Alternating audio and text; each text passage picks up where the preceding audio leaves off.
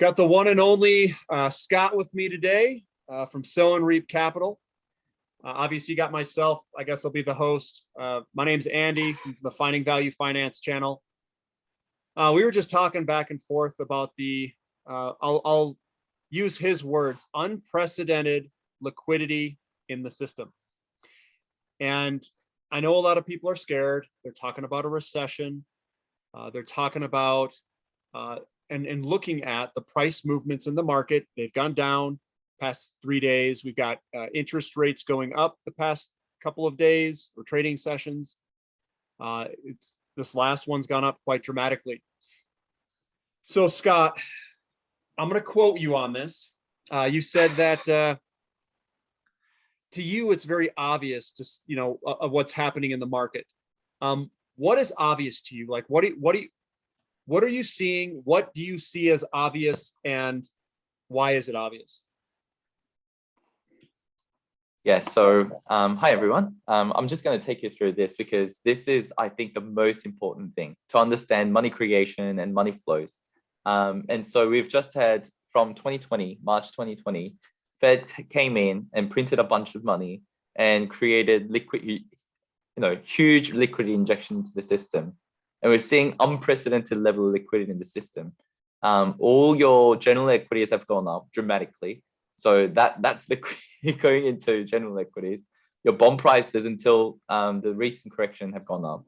Your cash balance is what's amazing, right? So if you look at this cash balance, and these are slides that I'm going to go through with Antonio with resources stocks later this week. But we've seen unprecedented level of money sitting in people's accounts. So this is households and non-profit organizations, checkable deposits and currency asset level. And so what you're seeing here is unprecedented level of money in people's deposit accounts. And to explain to you how that's happened, basically you've had the Treasury, the US Treasury, who issued bonds to the Fed. Fed created money out of thin air, and then they with the new cash that they had, they obviously get given it out to government agencies and ultimately went to the pockets of the consumers. That's QE. And if you understand the QT process isn't exactly an opposite to this, which means it's not people forking out their money that Treasury's given them already, or the government agencies handed out already and giving it back to the Fed. It's not how that works at all. QT is a slow process.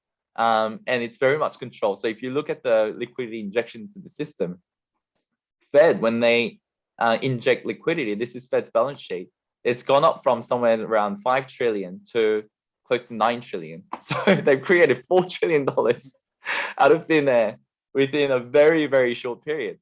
When we're talking about liquidity withdrawal from the Fed, first of all, I think we just got to understand what markets it's hitting. It's mainly hitting the US Treasuries. So if you look at the quantitative tightening process, it's a lot slower, and history has shown that it's a lot slower because what happens? You've got loans, the commercial loans are still growing, and there are the market conditions right now are right for commercial loans to continue to grow because of the low delinquency rates and because the spend, the mortgage debt service payments or household debt service payments as a percentage of disposable income is at historical lows. So commercial loans can grow a lot quicker. And also what do the banks have right now? They've got unprecedented level of cash as well. So if you look at their balance sheet, if you look at Wells Fargo's balance sheet, for example, you'll see their cash assets a lot higher than, say, for example, what they have been historically in terms of proportion relative to the loans. So the conditions are right for the further liquidity to come into the system through commercial loans. And so what does that all mean? Unprecedented liquidity in the system. So if I just go back to this diagram, what it really means is you've seen huge amount of cash. So in terms of deposits sitting at bank accounts. So what that effectively means is bond prices, general equity prices, real estate price, or not real estate, but general equities prices have fallen, and they've just been coming into cash, right? In terms of that total liquidity. And where do you think this money will go next, Andy? We've got unprecedented level of cash. We go straight back into bonds, right? With an increasing interest rate environment where they can lose all their money. I'm just kidding. So It's- so I It's yeah, going to go into go ahead. precious metals. It's going to go into commodities and so. precious metals. I think so. It's going to go into commodities and gold and uranium, natural gas, as we're seeing. The thing I want to make clear here, though, with like what most people think is that bonds sell off and then it just goes directly over to commodities and gold and all that. It doesn't go directly. You have to go through the intermediary of cash. So people sell out of bonds, they transfer to cash. And what do you think that's going to do to the dollar? It's going to go up. They have to transfer out. So right now, when things are selling off, we're seeing bonds sell off, we're seeing stocks sell off, and they're going to cash. And that's basically what we're seeing. Then the next phase is that cash gets deployed. Yeah. So the cash portion becomes big. And then as it gets deployed into the undervalued sector, which we believe are commodities, and only naturally so, because cash, if you think about it, we've got a very high inflationary environment right now. So holding cash is a guaranteed way of losing money, losing your purchasing power. So, I mean, if you look at history, and I think right now, because of the uncertainty and volatility in the markets, I think we're just going back to Weimar Republic, which is when the government printed a bunch of money back then. And if you look at any cases of hyperinflation, well, everyone starts hoarding cash first. And the timing of that is, you can't predict that. I mean, you can have the public hold cash for a long time. You can have the public hold cash not for a very long time. But ultimately, what used to happen is the government used to print a bunch of cash, and people used to take that cash and put it under their mattresses. Right now, that's effectively what we're doing. When we're seeing this huge amount of cash grow, Yeah, like the one we've that's in seen the here. deposits. Yep. Yeah, like like we're seeing here. That's just people feeling a little bit uncertain where to invest their money in for the time being, for the short term, and just putting everything into cash, into deposits. So as they're selling general equities, as they're selling bonds, and as they are selling commodity stocks with it because they're fearful, and it's nothing more than fear, uncertainty, and doubt that's driving this behavior, they are pulling everything into cash. But at some point, that cash, as they feel the pressure of inflation grow, as they feel the pressure of, I guess, energy prices going up, you've got oil prices that are still going up, that are still showing strength. You've got natural gas prices that are still showing strength. And that inevitably means everything will go up in prices because energy is the driver of inflation, really, if you think about it, because everything starts from inflation. Your food prices, for example, you're going to have very high food prices with energy going up. You're going to have very high consumer goods prices with energy going up. So as they feel the pressure of that inflation, they will need to look for inflation hedge, which are hard assets. And one thing that we've got to remember is this is a global phenomenon. We've had record liquidity creation across the world, and people have, maybe rightfully, what happened previously is everyone, knowing that the Fed was going to buy up mortgage-backed securities and US treasuries, front-run the Fed, and went into the bonds, which created, I guess, inflation in bond prices. But as people are getting out of this, now your bond prices are falling. Now it's the opposite. The Fed is saying they're not going to be supportive of the bond prices. Now people want to sell bonds. Temporarily, it's being put into cash. But where is it going to go? It has to find a place to go, and that will be commodities and commodities, gold, uranium, natural gas, oil prices, and so on. So I think that's inevitable that people are kind of missing. Just because people sell bonds, that in itself doesn't destroy liquidity in the system. It just means your liquidity has transferred over from bonds to cash. One thing that's important to remember is, when does liquidity in the system get destroyed? It's when you've got delinquency rates of loans. So if you understand the money creation and then also understand the majority of the money comes from commercial banks, I put in let's say you're a bank, Andy. I deposit $100 with you. You can use that as the collateral to lend out, say, $900 in return, right? That's what creates money. But when I default on that loan because I don't have the income, well, then that you as a bank write off that loan, which means money is officially destroyed, right? It's disappeared out of the system. So you only see money destruction or the credit destruction when you've got delinquency rates. But where are we sitting in delinquency rates right now? It's sitting at historical lows. There's no signs of it going up because of largely the money, the deposit accounts that's growing. So that's what I'm seeing. I'm seeing nothing more than everything transferring into cash for the time being. Cash balances are growing across institutions and retail investors, and this money will need to find a place. So why is the market crashing today? If this rotation's supposed to happen, what's going on there? Like, and I know a lot of people are worried about the markets and whatnot, but what's your opinion on why we're getting this big pullback and why kind of everything is selling off? Well, I think short-term market movements can be driven by fears, right? So by people's emotions, right? So basically you've got a bond sell-off, you've got, people fearful that people not quite understanding how quantitative tightening works and how people believe that it's just an exact reverse of QE. It's not. And I can explain that in more detail when I go on Antonio's show, but it's definitely not not a straight reversal of QE, because there's more to QT than just reversal of QE.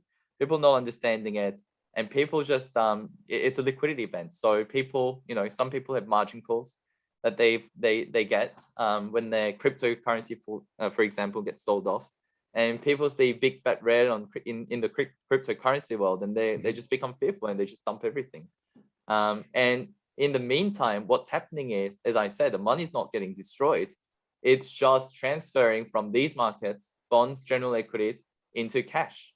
And we're seeing a huge cash balance, a huge growth in cash balance. And when the dust settles and people figure out where the economy is headed and what the market conditions tell us, then this money that's built up and now getting bigger and bigger has to flow into commodities, has to flow into markets that make sense. And you said it has to flow. Does it have to flow into commodities? And why do you think it has to flow there? So I think it does. So bonds, you're basically telling the bondholders. So Fed is going to be, well, they're not actively selling. They're just letting the bonds roll off their balance sheet, which means as the bonds mature, they're just not going to renew, I guess, the terms of the bonds, right? So they're not going to buy up new bonds as their existing bonds mature. So they're not supportive of the market. And if you look at the Fed is the one single biggest owner of US Treasuries. So basically, people, if they know that the biggest buyer of bonds are not supportive of the bond market, well, people aren't going to run in front of that and try buying. And also with bonds where they're sitting right now, you've got inflation over 8%. You've got you've got US Treasuries that are yielding 3-point-something% right now, which means they are yielding net negative interest rate. So it's a guaranteed way for people to lose money over time. So people can't, it's very unlikely that people will start jumping into bonds. With general equities, you've got certain sectors of the general equities market, especially the tech sector, which is trading at very, very overvalued valuations. When you look at it from a historical perspective, in terms of your PE ratio, even if you do net present value calculations or discounted cash flow calculations, and as the bond prices are rising, obviously with the general equities, your valuations based on traditional valuation metrics, as I said, NPV calculations, discounted cash flow calculations, they go down in valuations, which means it's unlikely now that people will start buying up general equities as they did. And so cash is another guaranteed way to lose money as well, because you're not really yielding any interest on your cash. It's very minimal. And with the inflation rate at 8-point-something%, it's another guaranteed way to lose money. So, and once again, it's a global phenomenon. So what do you think will happen when the global liquidity, so liquidity around the globe comes flooding into a sector that only sector that makes sense right now, given the market conditions? It's going to be commodities. And what about a recession? How does this theory or what you're saying, how does a recession impact this? And do you think a recession is coming? how does recession impact this? I think that, so one thing that's important to remember is recession just means, I guess, slower economic growth. It doesn't necessarily mean immediate change in the liquidity in the system. So liquidity here doesn't change. So money has to find a place to go. If you're a big believer that there's a recession and you're fearful right now sitting in cash, well, that doesn't really change liquidity in the system, as I said. And so recession, the only time recession will hit the liquidity, as I said, is when it leads to delinquency rates in your loans, right? So when the banks start writing off their loans, that's when liquidity is impacted. Liquidity isn't impacted by me transfer of cash or me transfer of money from the bond market into general equities market into cash. So it doesn't change anything. So what it simply means is if general equities are coming down, yeah, it just means more available liquidity in other markets, basically, because it's just merely transferring into cash. Would you say there's two types of recessions? Would you say there's like a deflationary type recession and an inflationary type recession? Yes, 100%. So basically what we're saying is we've got a bunch of cash that is sitting in the banks, deposits. We have super low delinquency rates where the delinquencies on mortgages are super low. And what that means is that it's not going to be a deflationary type recession. It's not like 2008. It's not like these deflationary collapses. What we're saying is it's more like the 1970s where inflation is putting pressure on interest rates to go up. And that's why we're seeing the interest rates go up. That is an indicator that the bond market thinks that inflation will continue. So if that's the case, that means that the liquidity front is good. That means the market conditions for liquidity is positive for precious metals and other commodities to go up in price. Now, the question that most people will ask is, why isn't it happening this second? Why are we selling off? Why is liquidity good? And why is everyone selling their stuff? How come we're going down, Scott? What's going on there? So yeah, so liquidity might not change, but what it can do is temporarily just go into cash, which is what we're seeing right now. So people are just selling bonds, people are selling general equities, and then just putting it into cash, which means less money is available for, I guess, for the time being, it's not going into commodities. But once the dust settles, once the volatility comes down a little bit, and once people realize there's nothing to go into except for commodities, that's when it will shoot up. Here's my theory. I think, go. So my theory is everything is tightly coupled. And I said this like a long time ago in a lot of my things is the markets are coupled through leverage or margin loans in the system. Yeah. They get all coupled up. And when things have big moves in the system, when people get scared, emotions or whatever, interest rates go up a large amount, people get scared, they want to sell things, and that linkage or that leverage in the system links everything up, and they have to basically deleverage the system to some extent before things start to decouple. In my opinion, the timing is unknown. The leverage level is unknown necessarily. Like I don't know the particular level that this is all going to decouple at. I don't know necessarily when the margin levels are going to come down to a level where people feel comfortable like, hey, look, we're good. We're not going to get margin calls anymore. The volatility is out of the system, the fear. I think that has to kind of subside before we get a decoupling. And as things are coupled together, I think in general, I don't know how necessarily this market's going to respond. It could decouple in a heartbeat where you see a large money flow just go boom, and it just comes at some sector and goes ridiculous. So I think you kind of have to be in these companies. You can't be trying to time the market necessarily, because when that money starts to flow and it comes, one, you'll really see it come, but you won't be able to see it before it comes. So it could be like, boom, we have a 20 or 30% up day out of nowhere, and it just takes off and goes. So you're either kind of in or you're out on some of these companies that are highly volatile in, say, uranium or something like a large block of money moves. And we don't know that the timing of that is incredibly difficult. So my strategy, and I'll just give you a strategy real quick, is I stay invested. I ride through it. My confidence comes from the inflationary aspect, the increasing interest rates, and my belief that the recession is being driven by interest rates going up. I don't think we're going to have an all-outright crash. I don't know, and I don't know if the commodity sector is going to get hit as bad as what other people think. They're looking at it from an '08 deflationary crash. If that's the case, then I 100% agree with their assessment. If it's deflationary, it's not deflationary though. It's inflation that's putting the pressure, and the inflation's putting the pressure for the money rotation. And if inflation and interest rates are putting the pressure on money rotation, it's got to go to inflationary protected assets.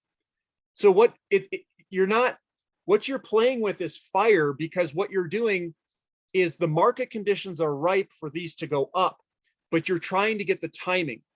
And the timing is the most hard to get right, because we don't know when the psychological behaviors in this market will flip. They might have already flipped and the money's just rotating around and everything's linked through that leverage. So we're getting this deleveraging process, which is volatile, is occurring right in front of our eyes. And we don't know necessarily when it's going to stop and when that money is going to rotate. And it could happen all simultaneously, where some people are moving money, which is happening. We're seeing it in the ratios, we're seeing it in all these different things, but the liquidity is still there, and the market driven forces that are structural are all behind this, driving it. So, I mean, I know people are going to say, I told you so, it was going to go down 10 or 20. I'm like, good luck, guys. Good luck trying to time that. There's no way, one, that I think we're going below 2020 bottom. There's no way, in my opinion. We could come back. We could pull back further. There's nothing stopping that. We could come back and test some other support lines. That's very well within the game. We could get another 30-40% decline. It's possible. But to time all this, I think it's going to be extremely difficult. And my strategy is just to pick up when things are down. That's all I can do. But I know the market conditions are driving there. And to have someone try to time this, I think, is incredibly a wrong move. So even though you could be right and time it, you still did the wrong move, in my opinion, because what you're doing is you're risking your position for a potential that you can time the market, even though the market conditions are completely ripe for this to happen. Like that it just doesn't make sense to me. Like, I don't know why you would take off a position when everything still looks great and getting better. So, but that's my take. I don't know if you have anything else to add, Scott, on that. No, that's exactly what I think. That's exactly what I think. So if you're betting on the commodities kind of falling down further, you're effectively betting on these big pile of money that are built up by the institution and the individuals not going. So you're betting on the timing of them actually coming into the market, which you don't know. They could come in tomorrow, they could come in an hour, they could come in next month, they could come in a couple of months. But as you said, the liquidity is in the system. The liquidity is not shrinking. Just because the Fed's starting their QT program, this will be the case, I think, if the commercial bank's rate of increase in liquidity through new loans outweighs the pace of the QT program, then you've got additional liquidity in the system, not less. And that's exactly what we saw in 2018 until 2019. So, and money has started flowing. I think people too often miss. I mean, obviously we're just trapped in this, like, my Twitter handle is uranium, so we're just trapped in this uranium space. But if you look at the commodities index more broadly, it's done nothing but go up. So this is what the rotation of money actually looks like. People ignore this, but this is the basket of commodities, and it's done nothing but break out of this beautiful channel, and it just started going up and up and up. And there's nothing wrong with this. Same with energy, which is needed the most. Like oil prices have just gone up. Natural gas prices have just gone up. So. And it's only a matter of time. I mean, within the energy, within the commodity sector as well, there are rotations within the commodities complex. So we don't know exactly when money is going to rotate out of certain commodities into other commodities. And I think it's very, very likely in the short term, or in the short to medium term, I think we'll see a flood of money coming from bonds, general equities into commodities, which means almost all commodities prices can get pushed up. But right now, what we're seeing is just temporary hold of funds or cash or money in that cash account, in that cash basket. And yeah, I mean, time will come when it just when that cash piles into commodities. And what do you think's the best opportunities right now? If I'm not, you don't have to say individual companies, but what do you think are the best sectors right now, in your opinion? I think uranium and precious metals right now. They haven't run.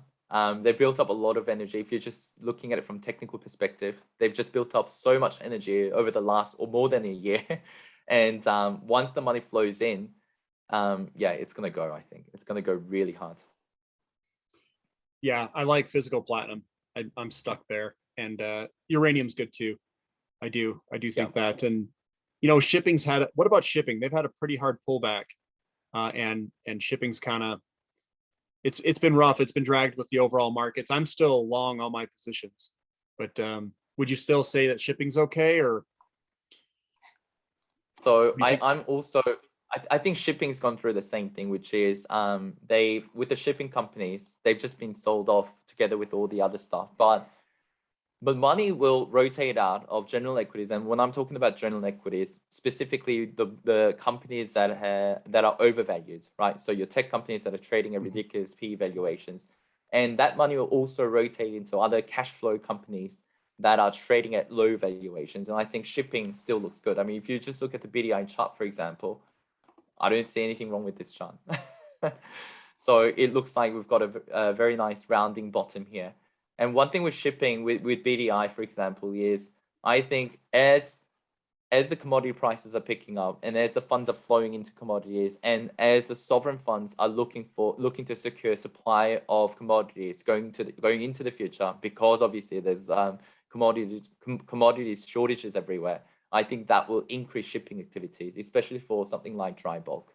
I couldn't say too much about the container ships, for example, just because I think they are more heavily dependent on consumer demands, like for, say for example, for what you see at Walmart or, your IT products and so on. So I couldn't say too much because I think the most likely scenario with inflation going up like this, and I think we're seeing trends where people are eating out, well, perhaps less. I'm not eating out as much. I mean, mainly because of the kids, but it's just easier to just buy food and cook at home. It's a lot cheaper as well. So what you might see is all the money that you've traditionally spent on consumer goods revert back to what's absolutely needed, pushing the price of those essential commodities even higher. Because now you're not spending money on those like iPhones or new computers or new gadgets anymore. You're diverting that money into food and energy, which you need the most. And so I think that could be another trigger to push up the commodities prices higher and drive inflation rates even higher than what you see, what we are used to seeing. Okay. Well, I don't have much else. Do you have anything else you'd like to share? Any closing statements or comments or anything like that? No, other than I think I've probably jumped everywhere today, but I've got this presentation with Antonio on resources talks, I think this week. And well, I will go through the QE, QT, the money flows and everything from beginning to the end, and why I don't see any dry up in liquidity. Because once you understand that you can't really destroy money without, I guess, destruction in credit, which means through delinquency rates, I think you will understand that the liquidity in the system stays the same. It's just a matter of that liquidity transferring from one asset class to the other. So once you understand that, I think you will realize that the rise in commodity is inevitable. And the timing is uncertain, but it's inevitable. Good. All right. Well, I look forward to hearing that interview with Antonio. And I appreciate you coming on the channel, Scott. I really appreciate that. So thank you for sharing your opinion on this. If you guys are interested, definitely check out his Sow and Reap Capital YouTube channel. Add him on Twitter. You can add myself on Twitter. It's right above. You can check out my website, which is also above. You can join the Platinum membership if you want to gain access to my opinions and what I'm buying and stuff. But that's all we've got for today. and we'll catch you next time. So see you, everybody. See you later.